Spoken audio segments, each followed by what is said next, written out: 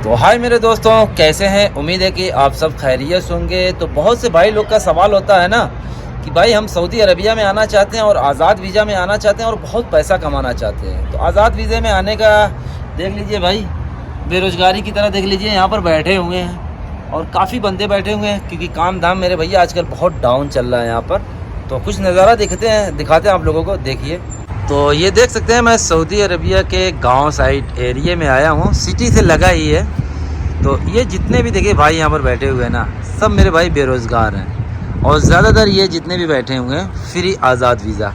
और आज़ाद वीज़ा, एक चीज़ आप लोगों को क्लियर बता दें कि आज़ाद वीज़ा तो मेरे दोस्त सऊदी अरबिया में होता ही नहीं है, ये एक अनलीगल वीज़ा होता है। वीज़ा जो है लीगल होता है, लेकिन ये सिस्टम जो है ना अनलीगल होता है। अब आज़ाद वीज़ा किसे कहते हैं, उसका क्या सिस्टम है, पूरी मैं एक एक चीज़ की जानकारी देता हूँ। और वो वीज़ा कितने का मिलता है, उसमें आने से हमें क्या फ़ायदा है और क्या नुकसान है, पूरी एक एक चीज़ मैं आप लोगों को बता देता हूँ। देख लीजिए यहाँ पर भी ये सब फ्री एकदम बैठे हुए हैं, कोई काम धाम कुछ नहीं, सब फ्री एकदम बैठे हुए हैं। देख सकते हो रोड के साइड में छोटा सा पार्क नुमा बना हुआ है, लोग यहाँ पर बैठ करके टाइम पास कर रहे हैं। भाई रूम पे इंसान कितना बैठेगा यार, रूम पे बैठे बैठे भी तो बोरियत हो जाती है। देख सकते हैं पूरी रिहायशी एरिया। तो देखे ना मेरे भाई, कितने लोग खाली यहाँ पर बैठे हुए हैं। अब रही बात आज़ाद वीज़ा की, तो मेरे दोस्तों देखिए, ये सऊदी अरबिया में आज़ाद वीज़ा होता ही नहीं है। अब ये चीज़ मैं क्यों डिस्कस कर रहा हूँ, क्योंकि ये काफ़ी भाई लोग का कमेंट आता है। अब देखिए आज़ाद वीज़ा का सिस्टम क्या होता है, बारीकी से आप लोगों को बताता हूँ, आप लोग अच्छी तरह समझिए। देखिए जो आज़ाद वीज़ा होता है ना, ये एक अनलीगल वीज़ा होता है। गवर्नमेंट की तरफ से कोई आज़ाद वीज़ा या फ्री वीज़ा नहीं होता है। ये वीज़ा होता है काम करने का ही, जैसे बकरी चराना, ऊँट चराना, या खेती करना, या इलेक्ट्रिक का काम करना, या प्लम्बर का काम करना, वीज़ा वही होता है। बस फ़र्क ये होता है कि हम जब किसी सऊदी से वीज़ा लेते हैं या किसी से भी जब हम वीज़ा लेते हैं, तो उससे हमारा एक इत्तेफाक होता है, एक बात होती है कि भाई हमारा आदमी आएगा इस वीज़े पर, तो वो तुम्हारे पास या तुम्हारी कंपनी में या तुम्हारे मुअस्ससे में वो काम नहीं करेगा। वो आएगा तो अपना घूम करके अपने मन मुताबिक अपने पसंद के हिसाब से काम करेगा। तो इसी को कहते हैं फ्री वीज़ा, आज़ाद वीज़ा।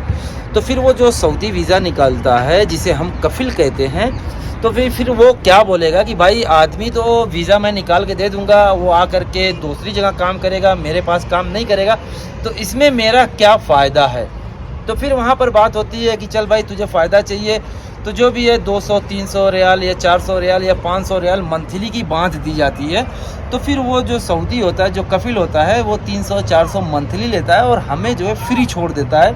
हम जहाँ समझ में आए वहाँ पर काम करें, ना हमसे किसी सऊदी से कोई मतलब होता है, ना ही कुछ उससे हमारा लेना देना होता है। जो कुछ भी खर्च होता है, टिकट का हो गया, वर्क परमिट हो गया, या फिर रूम हो गया, या फिर खाना पीना हो गया, या फिर जो मेडिकल इंश्योरेंस हो गया, या डॉक्टरी हो गई, जितनी भी चीज़ें होती हैं ये सब फिर हमें अपनी जेब से करना पड़ता है। इसमें जो सऊदी होता है उससे कोई लेना देना नहीं होता है, बस उसको मंथली की 300 रियाल या 500 रियाल चाहिए। लेकिन खुदा न, उसके बाद फिर क्या होता है कि आप अपनी मर्ज़ी से कहीं पे भी काम करें। अब इसमें फ्री वीज़ा में फ़ायदा क्या होता है कि अभी जैसे मान लीजिए आप तनख्वाह पे कोई हुनर वाले हैं, आप तनख्वाह पर आए हैं, तो आपको ज़्यादा से ज़्यादा 1200 से 1500 रियाल तनख्वाह मिलेगी। और जब आप बाहर काम करेंगे, अपनी मर्ज़ी से काम पकड़ के काम करेंगे, तो वहाँ पर आपको अच्छी तनख्वाह मिलती है।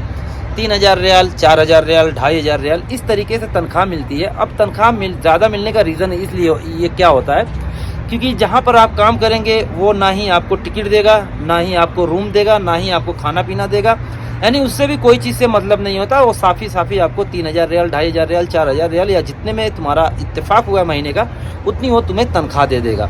अब उसी तनख्वाह में से जितना भी खर्च होगा वो सब तुम्हारा होता है। तो इसीलिए वहाँ पर हमें पैसे ज़्यादा मिलते हैं।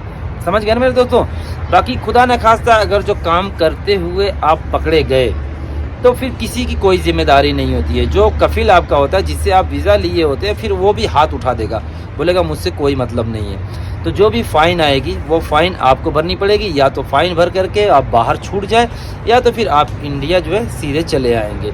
और ऐसे में अगर जो आप पकड़ करके इंडिया आते हैं, तो फिर मेरे ख्याल से पहले तो 5 साल था, उसके बाद इस वक्त शायद सुनने में आ रहा है कि लाइफ टाइम बैंड हो जाते हैं।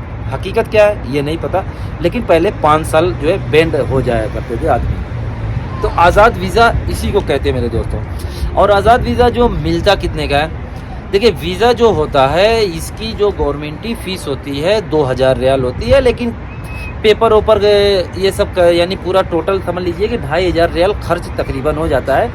लेकिन ये सऊदी 5000 रियाल, 5500 रियाल, 6000 रियाल में हम जैसे लोगों को देते हैं। अब हम क्या काम करते हैं, हम किसी को बुलाना चाहते हैं तो 6 की जगह का मान लीजिए हमें वीज़ा मिला है 6000 का, हम सामने वाले से लेंगे 7000 या 8000, तो उसमें भी हम अपना कमीशन पकड़ लेते हैं 1500। और कितने जो अच्छे भाई होते हैं वो कमीशन नहीं पकड़ते हैं, बोलते हैं यार बंदा परेशान है, इंडिया से कर्ज लेकर के आएगा या पाकिस्तान से कर्ज लेकर के आएगा। तो ये लोग जो है जितने का लेते हैं वीज़ा उतने में ही देते हैं। लेकिन ये 100 में से 2% लोग जो ऐसे वीज़ा देते हैं, बाकी 98% वो अपना कमीशन कमाते हैं, चाहे इंडियन हो चाहे पाकिस्तानी हो।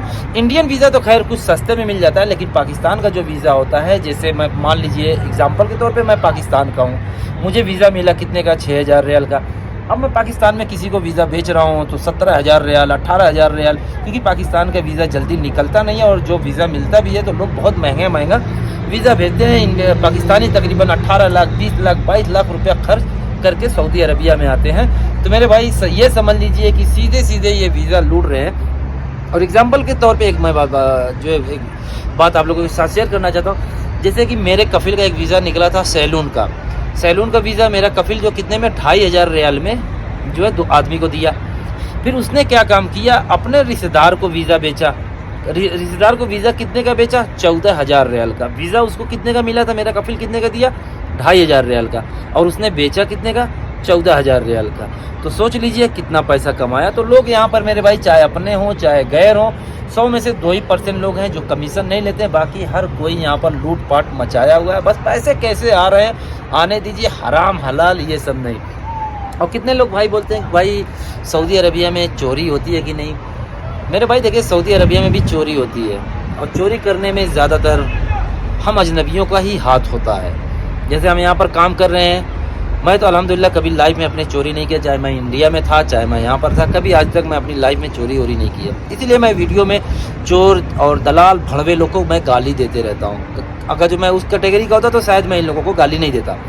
अब जहाँ तक बात ये है कि चोरी करने का मतलब, जैसे मैं ये काम पकड़ा हूँ, अब उससे मैंने सामान मंगवा लिया। अब सामान लगने का, जैसे मैं इलेक्ट्रिक का काम करता हूँ, अब सामान लगेगा 4 बंडल मैंने सऊदी से मंगवा लिया, 6 बंडल, 2 बंडल मैंने बेच दिया, वो हो गई चोरी, समझ गए। तो लोग ऐसे ही यहाँ पर करते हैं। तो बहरहाल सबका अपना अपना फंडा है। तो ये था आज़ाद वीज़ा का पूरा क्या सिस्टम है, तो मैंने सोचा आप लोगों के साथ डिस्कस किया जाए। कितने भाई ये बोलते हैं कि भाई जैसे हम आज़ाद वीज़े पे हैं या हम रूम लेना चाहते हैं अपना, तो रूम कितने का हमें किराए पे मिल जाता है। तो मेरे भाई यहाँ पर देखिए 250-300 रियाल में सेपरेट रूम आपको किराए पे मिल जाता है। दुबई वाला सिस्टम नहीं है कि एक बेड का आपको 250 या 300 बेड देना है, नहीं, यहाँ पर जो रूम होता है पूरा सेपरेट आपको 250 से 300 रियाल मंथली पे मिल जाता है।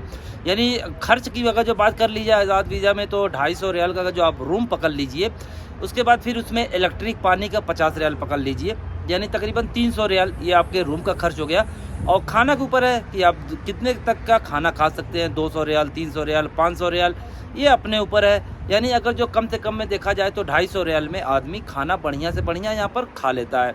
तो 300 वो और 250 ये 550 रियाल। उसके बाद कुछ पर्सनली खर्च हो गए, जैसे सिगरेट, पान मसाला, तो 300 रियाल ये जो है खर्च कर लीजिए, 7 या 800 रियाल, यानी पूरे महीने के कंप्लीट ये खर्च हो जाते हैं, जिसमें आपका खाना हो गया, रूम हो गया, और जो आपका पर्सनली खर्चा सिगरेट, पान मसाला, ये सब अगर जो आप खाते पीते हैं, यानी 750 से 800 रियाल ये आपका मंथली खर्च हो जाएगा। और अगर जो कहीं आप बाहर काम कर रहे हैं, 3000 रियाल तनख्वाह है, तो 3000 रियाल में 800 रियाल निकाल दीजिए, फिर भी 2200 रियाल आपको मंथली जो है बच जाते हैं। तो यही है फंडा है यहाँ के। मेरे दोस्तों वीडियो अच्छी लगी हो शेयर करिएगा।